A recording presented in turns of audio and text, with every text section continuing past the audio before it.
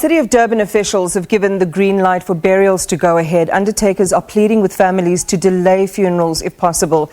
The country has witnessed so much grief and death as the toll now hits close to 400 and counting.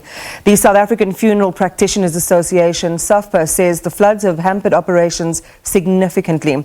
To share their concerns and challenges is Nomfundo Mcoyi of the South African Funeral Practitioners Association. Ms. Mcoyi, thank you very much for joining us this evening.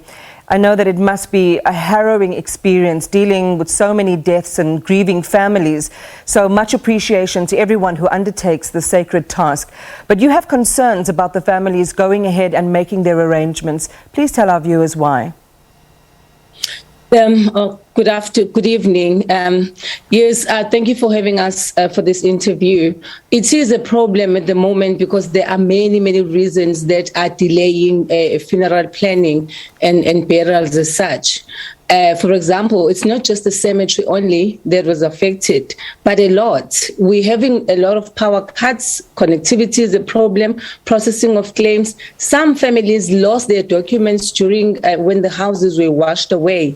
The roads are still not fixed. When you want to go to Umlazi, you just can't access Umlazi easily, where there are cemeteries there as well. It's not just the Ntuzuma cemetery only that was used. There's quite a few cemeteries around Durban. There's quite a lot that is causing delays. And more than anything, we are getting quite a few requests as undertakers from different people and other government officials asking us if we want to do CSI and bury all the people that passed on during the floods. We would love to do that as an industry, but honestly, it's unfair to undertakers. We suffered from COVID-19. We're still trying to recover from that. We had looting in KZN. We're still trying to recover from that. And now the storms, we were affected. Our offices, our cars were affected. We could show you pictures where cars were washed away during the floods, hearses. So that's such a problem. We're still trying to recover from that. How can we bury for free these everyone that passed on during the floods? All we're asking, government, we are willing to assist, but meet us halfway. Create a budget, just like they are going to create a budget to fix houses. They are going to create a budget to feed the people that are living in halls. We are saying as an industry, we are willing to come on board and assist government to sort the problem of the burials, but we need at least to be met halfway in terms of budget so that we can afford. Because honestly, there were no grants for undertakers during COVID. I want to talk about what you've just mentioned now in terms of some kind of subsidy and support. Would you say that you as an industry would consider subsidizing certain, up to a certain point if government brings on the rest in terms of families who simply cannot afford to do so? Exactly. We are experts in the industry. We are undertakers. They must let us do what we do. They must let us do our job. But we are prepared to do it at a minimal cost for government. Right. We want to assist, but we don't have funds. I want to raise this question, and you brought it up, so starkly. People have suffered so much loss along with the loss of their loved ones, but their documents and things have washed away.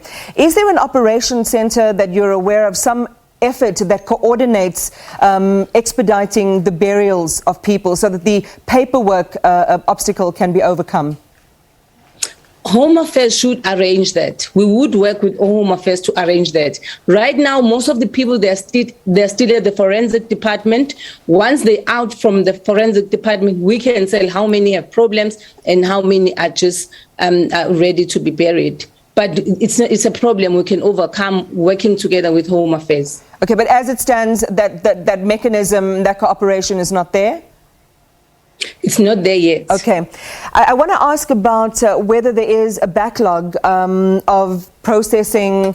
Well, you mentioned, the admin processing, but in terms of the power cuts and the number of people who've passed away, particularly in Durban, I think the number we have now is, over 300 for the city of Durban alone. How are families, managing to keep those bodies until a stage that they can bury them? What is the challenge from the undertakers, specifically with accommodating the deceased? Anyone who passed on unnaturally must be kept by forensic department till it's released to an undertaker. So obviously the bodies are still there. The families haven't buried. Some may have buried, but not a lot.